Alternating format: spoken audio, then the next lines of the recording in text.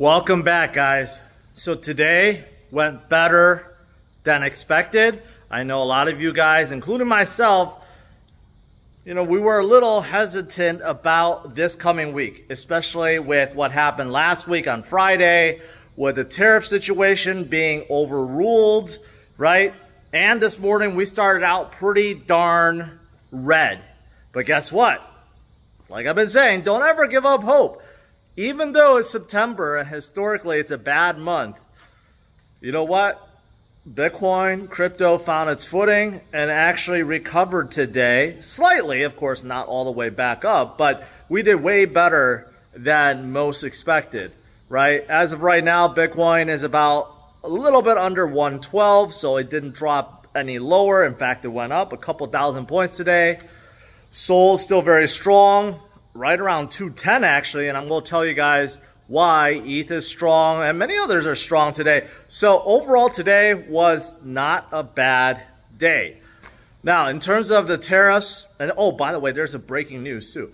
But first things first, the tariffs, Trump said he's going to have some kind of urgent thing with the Supreme Court. He's going to escalate this tariff situation. He says that America will break without the tariffs. We'll go back to a third world economy if we don't get it, to quote him. So he's going to expedite things to the Supreme Court. So we'll see what happens. Now there's a lot of guesses what's going to happen to all the tariffs that's collected.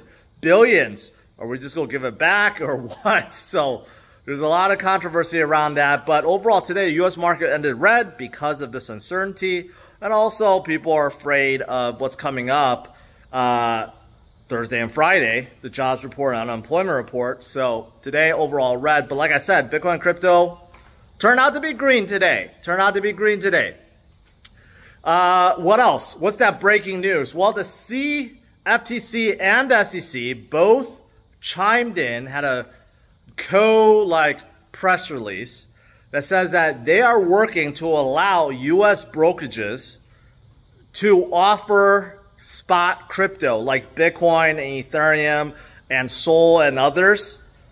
They want, like the New York Stock Exchange, NASDAQ, CME, all these big U.S. exchanges, right, to offer crypto. And then brokerages, of course, then will be able to offer crypto. So you don't have to rely on just a crypto exchange.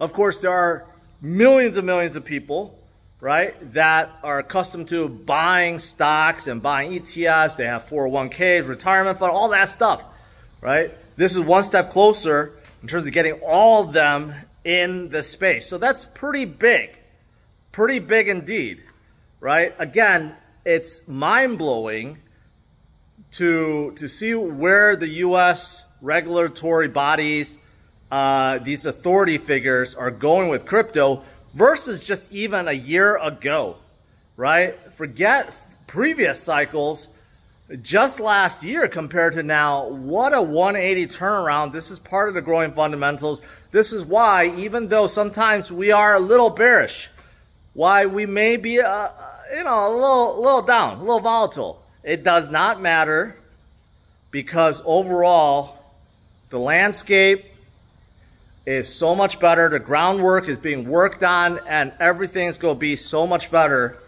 for all of us in the U.S. and for around the world too.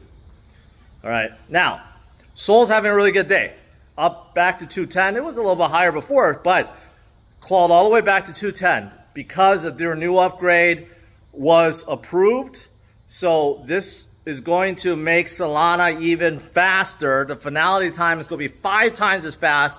I think it may be even more than that.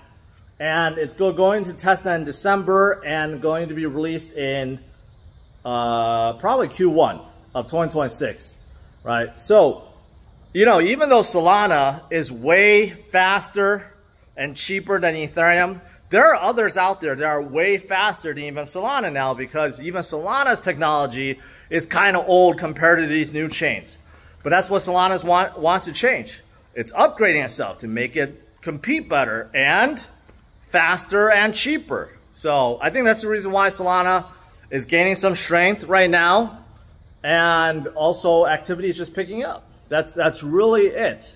right? And everything else today did quite well, mostly in the green. Not a big rally, but again, I think today exceeded most people's expectations because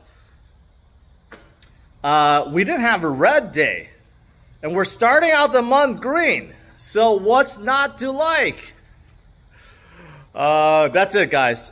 Behind me, I told you guys, some of you guys paid attention to me. I said I was getting my car lift today. So let me show you that. Got this done. Actually, I just moved it. It comes with these like rollers that you could actually put on the bottom. It's actually quite genius how that works. If you put those, you could actually lift up the lift and just move it around. But, you know, it's not bolted in. It's, you know, heavy enough where I could just stand here. This is from Ben Pack, in case you're wondering. HD7W. And